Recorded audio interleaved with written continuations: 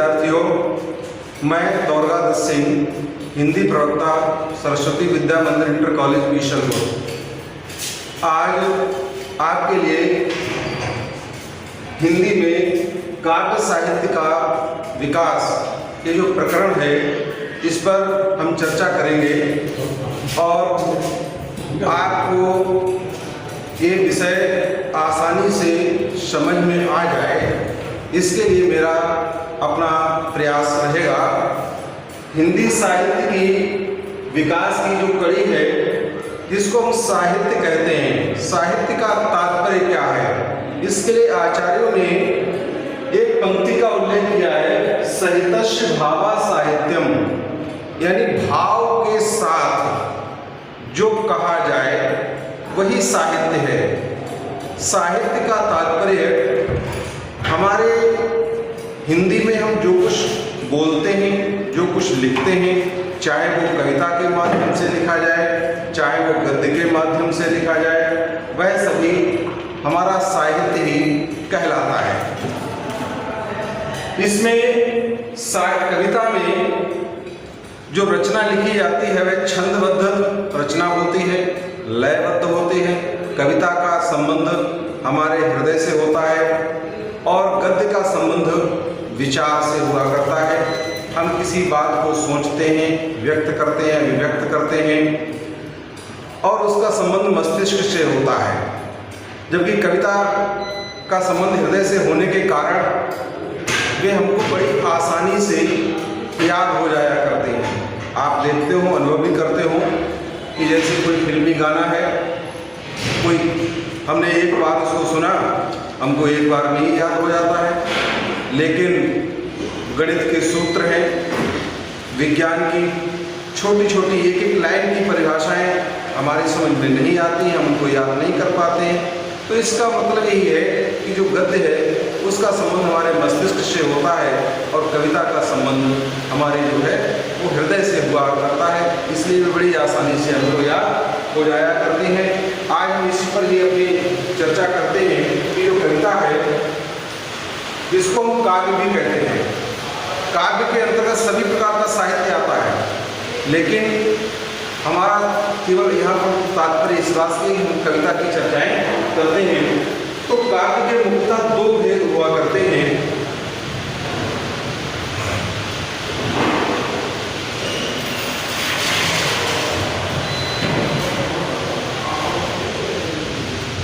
देखें कि काव्य के दो भेद हैं, श्रव्य काव्य और दूसरा दृश्य काव्य। श्रव्य काव्य वह होता है जिसको हम कानों से सुनते हैं अथवा पढ़ते हैं। हमने पढ़ा, आपने कानों से सुना, यह श्रव्य काव्य कहलाता है। और दूसरा दृश्य काव्य वो होता है जिसको हम आंखों से देखते हैं और कानों से सुनते हैं, जिसमें नाटक, एकांकी ये विधाएं इसके अंतर्गत रहती हैं। और श्रव्य काव्य के अंतर्गत के भी दो भेद होते हैं, प्रबंध काव्य और मुक्तक काव्य। प्रबंध काव्य की चर्चा जब हम करते हैं कि प्रबंध काव्य क्या होता है और मुक्तक काव्य क्या होता है, तो इनके भेद को भी आपको समझना अत्यंत आवश्यक है। अब हम आए कि प्रबंध काव्य में के भी दो भेद हो जाया करते हैं। आगे बढ़ते हैं, प्रबंध काव्य के भी दो भेद होते हैं। एक होता है महाकाव्य और दूसरा होता है खंड काव्य। इस प्रकरण के समझने के लिए कि महाकाव्य क्या होता है और खंड काव्य होता है, यहाँ पर देखेंगे खंड काव्य के कई प्राचीन आचार्यों के अनुसार इसमें महाकाव्य में जीवन का व्यापक रूप से चित्रण होता है। मतलब कि हमारा जन्म से लेकर के और मृत्यु तक यानी संपूर्ण जीवन का इसमें चित्रण किया जाता है। जैसे हम रामायण की बात करें तो भगवान राम के जन्म से लेकर के और उनके स्वर्गारोहण तक का उसमें चित्रण किया गया है। दूसरी बात यही है कि इसकी कथा इतिहास प्रसिद्ध होती है, यानी इसका नायक जो है, इसकी जो कहानी है वो इतिहास में वर्णित होती है, या कोई धार्मिक कथा हो सकती है। तीसरी बात यह है कि इसका जो नायक है वो उदात्त और महान चरित्र वाला होता है। जो नायक है उसका बड़ा व्यापक चरित्र हुआ करता है, आदर्श चरित्र होता है। लोग उसके चरित्र के से कुछ ना कुछ सीखने का प्रयास करते हैं। जैसे भगवान राम की उदाहरण देते हैं तो उनका चरित्र कैसा है, हम अपने बच्चों को भी सिखाते हैं कि भगवान राम की इन गुणों को सीखना चाहिए।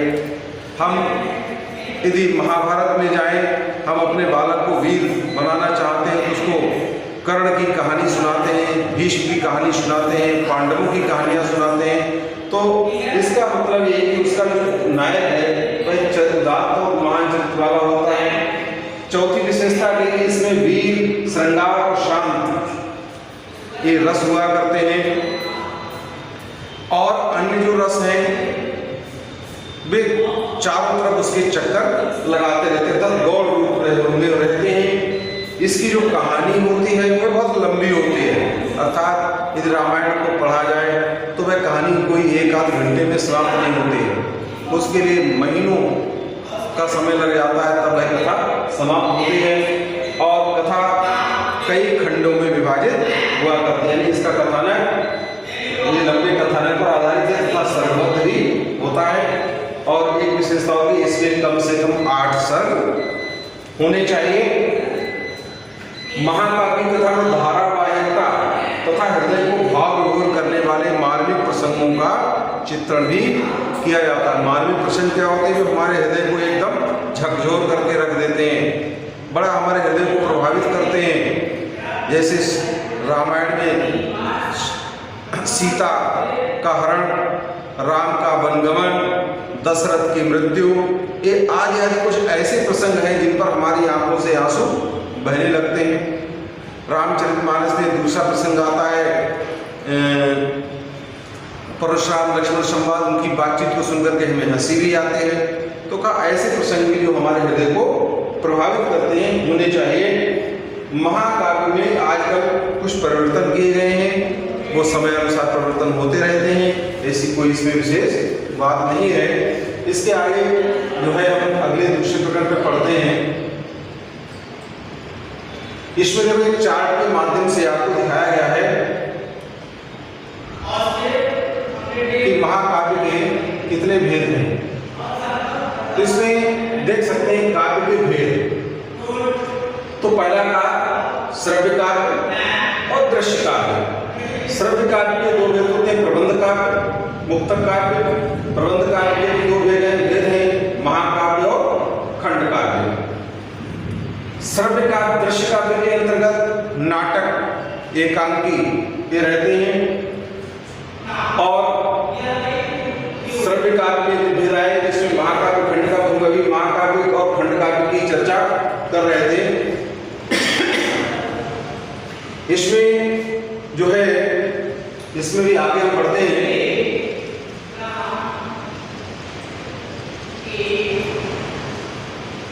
तो आप देखेंगे कि वही चीज आगे इसमें भी दिखाई गई है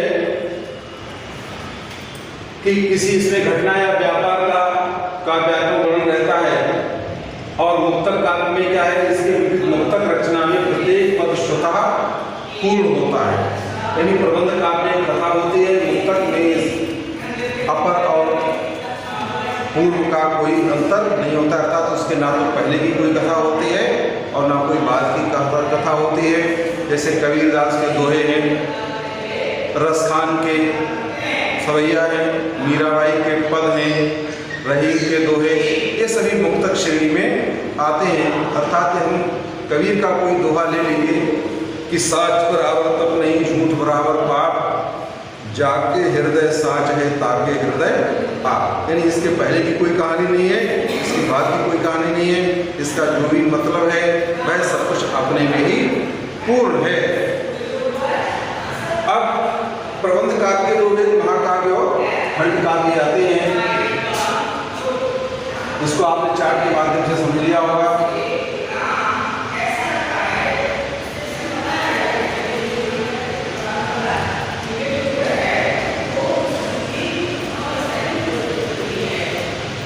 अब हम इसको खंड काव्य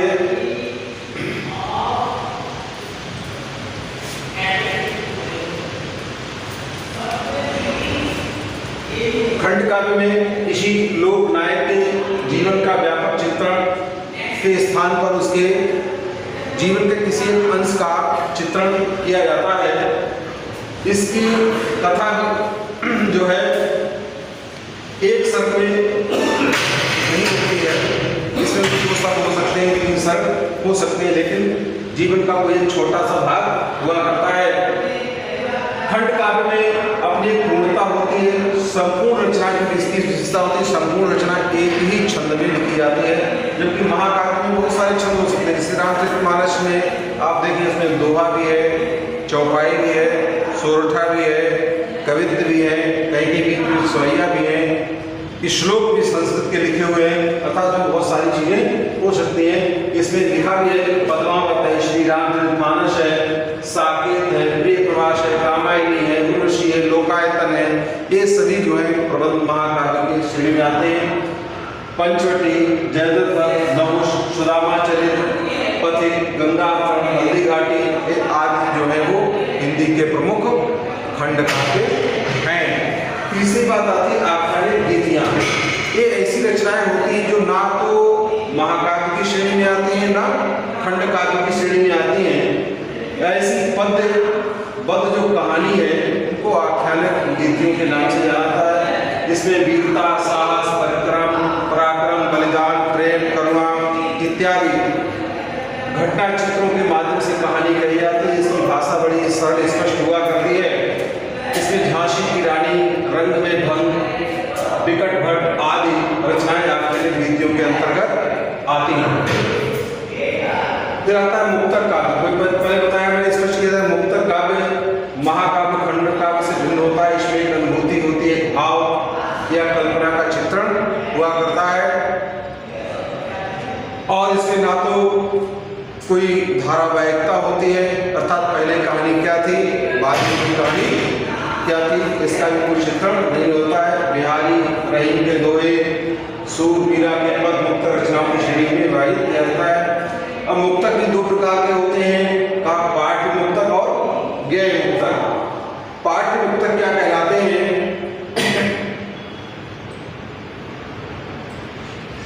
पाठ्य मुक्तक रचनाओं में विषय की प्रधानता होती है, छोटी छोटी कविताओं को लिखा जाता है। इनमें भिन्न भिन्न विषयों को लिखी गई छोटी छोटी विचार प्रधान रचनाएं हुआ करती हैं। किसी भी प्रसंग को लेकर के कवि अपने विचारों को लिखता है। जैसे सुमित्रा पंत ने अपनी चीटी कविता लिख दी, चीटी को विषय बना लिया। ऐसे पतझड़ है, सूर्यकांत त्रिपाठी ने की भिक्षु है, वह तोड़ की पत्थर आदि रचनाएं इसी श्रेणी के अंतर्गत आती हैं। और गेय मुक्तक ऐसे होते हैं जिनको गाया जाए, जिनको विद्यार्थी बड़े चाव से गाया करते हैं। इसमें भावपूर्णता, आत्मव्यक्ति, सौंदर्य कल्पना, संक्षिप्तता, संगीतात्मकता की प्रधानता होती है।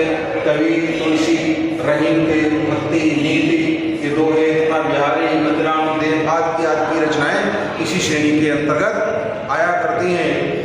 अब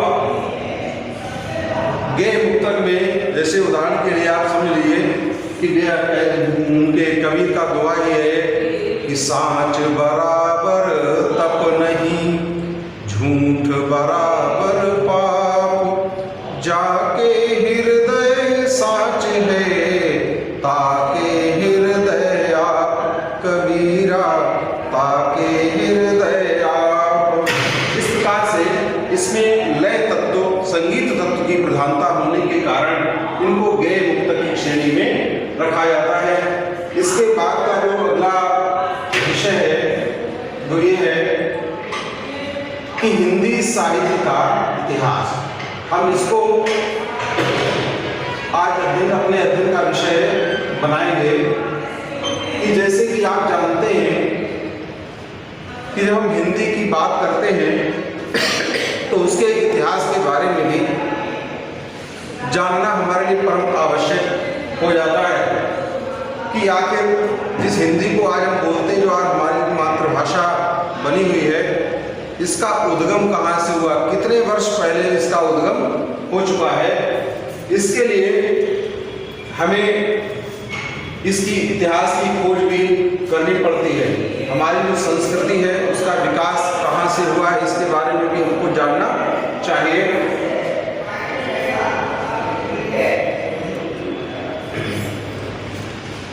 तो हिंदी के इतिहास का लेखन का कार्य बहुत से विद्वानों ने किया है, लेकिन इस हिंदी के इतिहास का लेखन का कार्य हिंदुस्तान के किसी विद्वान ने सबसे पहले नहीं किया। इसकी जानकारी के लिए आपको मैं बता दूं कि हिंदी साहित्य के इतिहास का लेखन फ्रांसीसी भाषा में फ्रांस के विद्वान गारसा द ताशी थे। उन्होंने अपना जो ग्रंथ लिखा था लेत्रे तेउ एंदुई ए हिंदुस्तानी, इस उनके ग्रंथ का नाम था, पुनः से मिले, लेत्रे तेउ ए हिंदुस्तानी। तो उसमें उन्होंने हिंदी साहित्य का जो इतिहास का लेखन कार्य किया,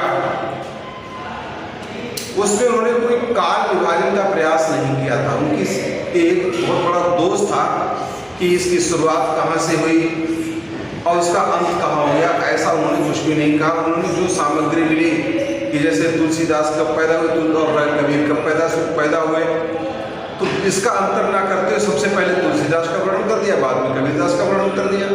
तो एक उनकी इतिहास लेखन की सबसे बड़ी त्रुटि मानी गई है। लेकिन जो बाद के विद्वान हुए उनके लिए इतिहास लिखने की एक सामग्री वहाँ से उनको प्राप्त हो गई। दूसरे विद्वान थे, इंग्लैंड के रहने वाले थे, उनका नाम था सर जॉर्ज ग्रियर्सन। इन्होंने अंग्रेजी भाषा में the modern vernacular literature of Hindustan नाम का एक ग्रंथ लिखा था। इसमें भी इनका उल्लेख नहीं है, हम विषय से थोड़ा आगे बढ़ते हैं। तो इसमें जो उन्होंने ग्रंथ लिखा था, सबसे पहले काल विभाजन का उन्होंने प्रयास किया था। हिंदी के सबसे काल विभाजन में उन्होंने सबसे पहला जो नाम दिया था चारण काल, और उसकी समय सीमा भी उन्होंने सन 700 के आसपास स्वीकार की है। हिंदी के इतिहास लेखन में जो दूसरे विद्वान आते हैं, यानी इतिहास लेखन का सबसे पहला प्रयास गारसा द ताशी ने किया, दूसरा प्रयास सर जॉर्ज ग्रियर्सन ने किया, और तीसरा प्रयास मिश्र बंधु, इनको श्याम बिहारी मिश्र और रास बिहारी मिश्र ये नाम उनके थे। इन दोनों भाइयों ने मिलकर के हिंदी साहित्य के इतिहास का लेखन का कार्य किया है। अब इसको थोड़ा सा विस्तार से समझते हुए चले।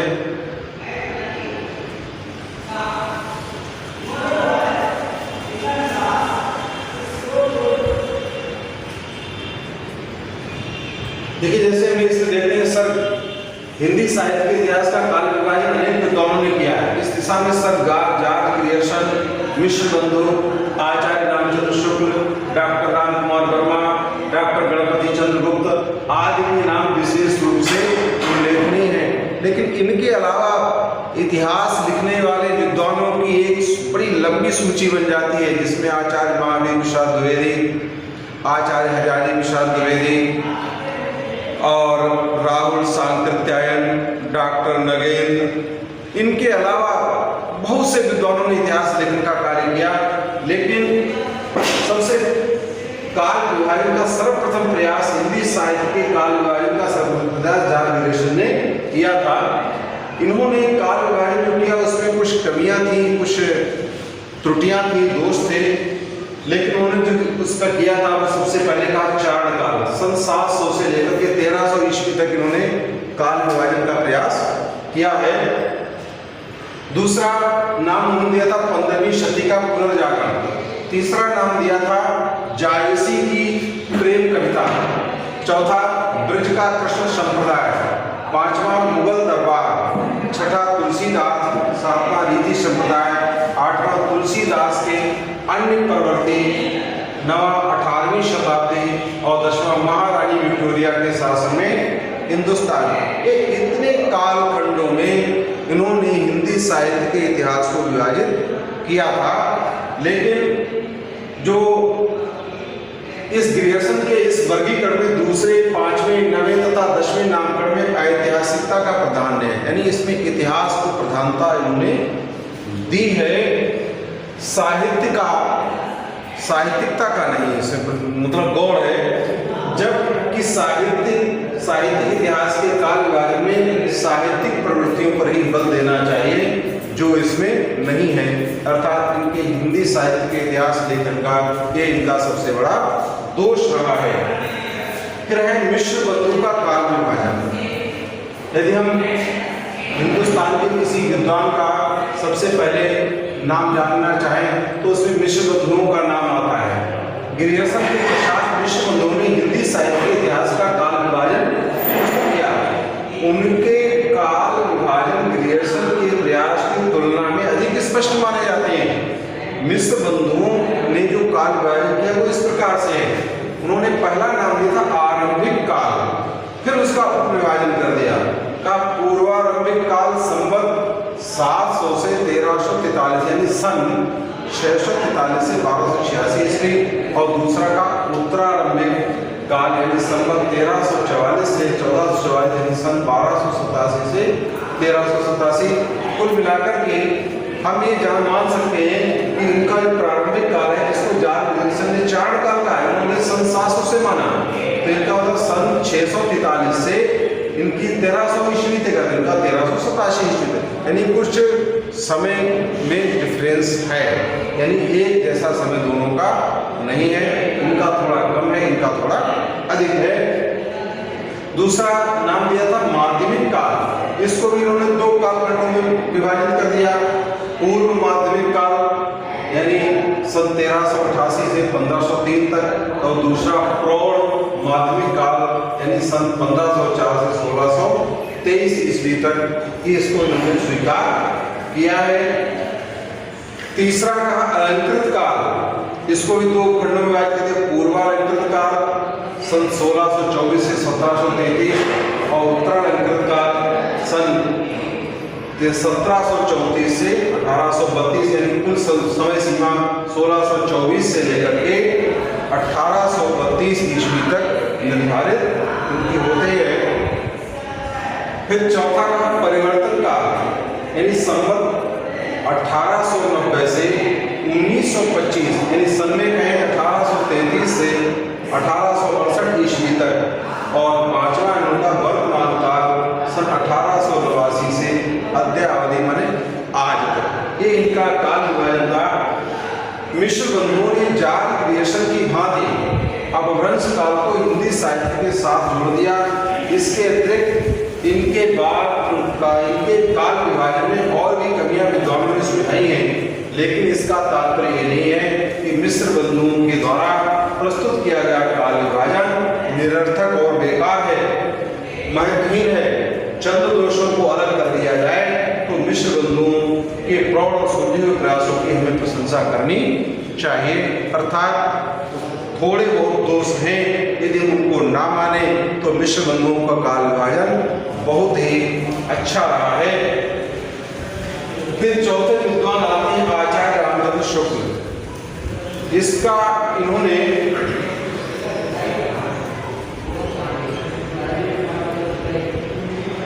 यदि हम आचार्य रामचंद्र शुक्ल की बात करें तो आचार्य रामचंद्र शुक्ल ने सन 1929 ईस्वी में आचार्य रामचंद्र शुक्ल ने हिंदी साहित्य के इतिहास के अंतर्गत अपना काल विभाजन प्रस्तुत किया।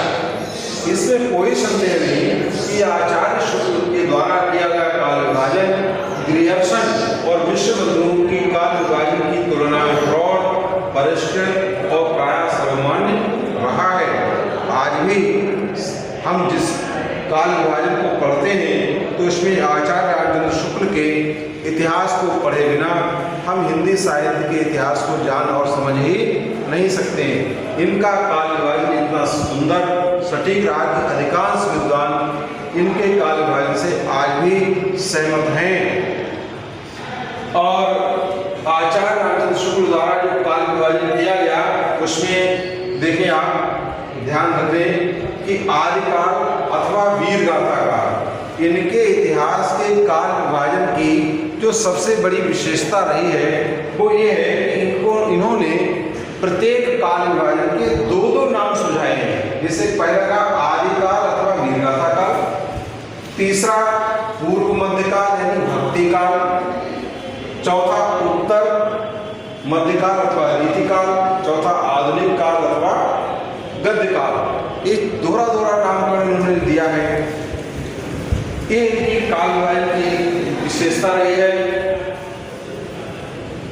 और अब हम इनसे इनकी तुलना करें तो देखिए इन्होंने सुझाया संवत 1050 से 1375, इन्होंने सुझाया संवत 700 से, यानी लगभग 200-250 साल 300 साल का अंतर। तो इन्होंने ऐसी कौन सी चीज थी कि जिसको शामिल किया और इन्होंने ऐसी कौन सी चीज थी जिसको इन्होंने छोड़ दिया। हिंदी साहित्य के इतिहास में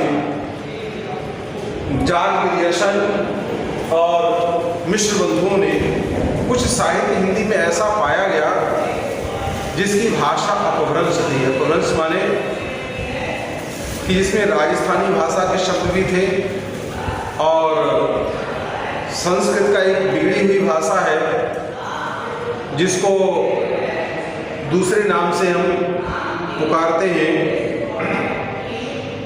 यानी ये संस्कृत भाषा का एक बिगड़ा हुआ रूप कहलाया था अपभ्रंश भाषा, जिसको हम पाली भाषा के नाम से जानते हैं। संस्कृत साहित्य में जो ग्रामीण क्षेत्रों के पात्र होते थे वे इस भाषा का प्रयोग किया करते थे। तो ये मिक्सचर भाषा थी। इसमें कुछ शब्द आज भी हमारी समझ में आ जाते हैं, कुछ शब्द हमारी समझ में नहीं आते हैं। यानी इसमें राजस्थानी और हिंदी की, पाली की, संस्कृत की सब मतलब मिश्रित भाषा अपभ्रंश भाषा के नाम से कहलाती है। तो रामचंद्र शुक्ल ने इस भाषा में जो पूरी ग्रंथ लिखे गए थे उनको अपने अध्ययन की सीमा में नहीं रखा, उनका अलग से चित्रण कर दिया, पूर्व पीठिका के रूप में कह दिया कि ये इस कालखंड से पहले ये ग्रंथ भी इस भाषा के पाए गए हैं। तो इन्होंने इस कालखंड को यहाँ से ना मान करके संवत 1050 से माना। तो अंतिम सीमा 1375 स्वीकार की है, यानी 1344 इन्होंने स्वीकार किए थे, 1375 यहाँ स्वीकार किए। थोड़ा सा समय का अंतराल रहा है। फिर दूसरा आदिकाल को नाम दिया है, ये आचार्य हजारी प्रसाद द्विवेदी ने दिया था। और दूसरा नाम वीरगाथा काल दिया। इस वीरगाथा काल नाम को देने के पीछे मंशा क्या थी, उनका उद्देश्य क्या था कि इस कालखंड में जो भी रचनाएं रामचंद्र शुक्ल को मिली वे सभी वीर गाथात्मक थी, अर्थात उनका वीर रस था, उनमें वीरों की कथाएं गाई गई थी।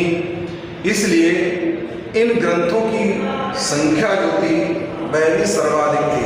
उन्होंने अपने अध्ययन की सीमा में 12 ग्रंथों को लेकर के आए, उसी के आधार पर उन्होंने उसको वीरगाथा काल अथवा आदिकाल कहा। इन्होंने आरंभिक काल कहा तो यही सबसे पहला काल था। इन्होंने आदिकाल कहा, ये भी सबसे पहला कालखंड है, इसमें भी कोई मतभेद नहीं है। लेकिन जो सबसे ज्यादा आपत्ति उठाई गई थी वो वीरगाथा काल नाम देने के पीछे आपत्ति उठाई गई थी, लेकिन वह कोई ऐसा बहुत विवाद का विषय नहीं रहा। दूसरा पूर्व मध्यकाल, अर्थात उन्होंने जिसको माध्यमिक काल कहा, उन्होंने पूर्व मध्यकाल कहा। इसकी समय सीमा 1445 से इन्होंने स्वीकार किया है, तो इन्होंने इसको 1375 से स्वीकार किया है। और अंतिम सीमा 1700 विक्रमी संवत 1700 विक्रम में स्वीकार की इन्होंने 1680 विक्रमी, यानी लगभग 20 साल का लगभग अंतर रहा है, समीचीन है। अर्थात इस कालखंड में और इनके इस माध्यमिक कालखंड में कोई अंतर नहीं है। उन्होंने माध्यमिक काल कहा, इन्होंने पूर्व मध्यकाल अथवा भक्ति काल कहा है। तीसरा अलंकृत काल, और इसका नाम दिया उन्होंने मध्यकाल, उत्तर मध्यकाल अथवा रीतिकाल के नाम से इसको कहा। 1700 से 1900 तक इसमें भी वही 1681 से लेकर के और 1889 विक्रमी अर्थात लगभग जो है कितना 11 साल का यहाँ पर अंतर पाया जाता है। इसमें भी कोई विशेष अंतर नहीं है। और चौथा दिया है उन्होंने परिवर्तन काल। तो रामचंद्र शुक्ल ने परिवर्तन काल और वर्तमान काल मिला करके उसको आधुनिक काल गद्य काल नाम दे दिया। तो अब यह जो गद्य काल नाम दिया इसके पीछे भी उद्देश्य ही था कि इस काल का ये ऐसा कालखंड था जिसमें गद्य की रचनाएं बड़ी मात्रा में पाई जाने लगी थी। अब हम यदि गद्य साहित्य को आधुनिक काल को पढ़ेंगे तो गद्य साहित्य के इतिहास को विशेष रूप से पढ़ते हैं। इसलिए उन्होंने इसको गद्य काल के नाम से भी दे दिया। वर्तमान काल इसी में सम्मिलित है अर्थात सन 1833 से और उन्होंने 1900 कहा है यानी 1843 ईस्वी से लेकर के और आज तक का ये काल जो गद्य काल के नाम से आधुनिक काल के नाम से जाना जाता है। इसको हम वर्तमान काल भी कहते हैं। लेकिन प्रिय विद्यार्थियों सोचने और समझने की बात यह है कि वर्तमान काल हमेशा वर्तमान काल नहीं रहेगा। एक ना एक दिन इसे समाप्त होना ही होगा। इसलिए आज एक प्रयास की आवश्यकता है कि हमें पुनः हिंदी साहित्य के इतिहास को लिखा जाना चाहिए और इस कालखंड को कोई दूसरा नाम दिया जाना चाहिए। फिर डॉक्टर रामकुमार वर्मा का भी काल विभाजन, इसको भी पढ़ लेते हैं थोड़ा सा। डॉक्टर रामकुमार वर्मा ने आचार्य रामचंद्र शुक्ल के बाद हिंदी साहित्य का आलोचनात्मक इतिहास के नाम से इसका काल विभाजन किया है। इसमें उन्होंने सबसे पहले कालखंड को संधि काल के नाम से लिखा है। इसका समय भी संवत 700 से स्वीकार किया, जैसे कि मिश्र बंधु ने स्वीकार किया था। फिर इसका दूसरा नाम चारण काल दिया संवत 1000 से 1375 तक। ये आचार्य शुक्ल के इस कालखंड से और इस कालखंड तक कोई अंतर नहीं है।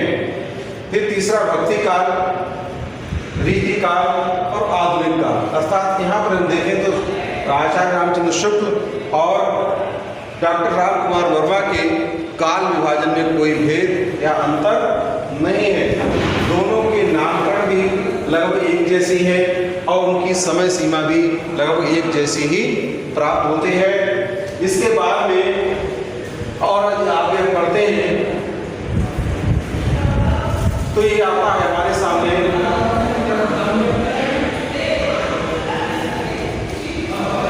डॉक्टर गणपति चंद्र गुप्त का काल विभाजन। इसमें जो है प्रारंभिक काल, मध्य काल, फिर इसके विभाजन किए हैं। फिर इसके बाद में तीसरा आधुनिक काल, इसको भारतीय युग, द्विवेदी युग, छायावादी युग, प्रगतिवादी युग, प्रयोगवादी युग आदि भिन्न भिन्न नामों में इन्होंने विभाजित किया है। और इस प्रकार से इन्होंने इस इतिहास को वैज्ञानिक बनाने का बहुत प्रयास किया है। उन्होंने अपना जो ग्रंथ है आधुनिक काल को अनेक त्रुटियों से दृष्टियों से त्रिपूर्ण स्वीकार किया। हिंदी साहित्य का इतिहास की उन्होंने काल को संशोधन कर नवीकरण की नई दिशा प्रदान करने का प्रयत्न किया है। और उन्होंने अपना अंतिम विभाजन परिवर्तित करके कुछ इस प्रकार से प्रस्तुत किया: पुनर्जागरण काल, जागरण सुधार काल, छायावादी काल, छायावादोत्तर काल को भी विभाजित कर दिया, प्रगति प्रयोग काल, नवलेखन काल। इस प्रकार से हम इसको देखते हैं तो एक चार्ट के माध्यम से भी हम इसको इस प्रकार से यहाँ पर समझने का प्रयास कर सकते हैं कि देखेंगे आपकी समझ में आ जाएगा कि एक चार्ट बनाया गया है। इसको आप जो है समझ सकते हैं कि हिंदी साहित्य के विभाजन की आदिकाल, भक्तिकाल, रीतिकाल, आधुनिक काल। भक्तिकाल की 2 शाखाएं, निर्गुण शाखा, सगुण शाखा, गुण शाखा की 2 शाखाएं। इसका पूरा इसमें डायग्राम बना दिया गया है। इसके लिए हम अगले चरण में पुनः अध्ययन करेंगे। धन्यवाद।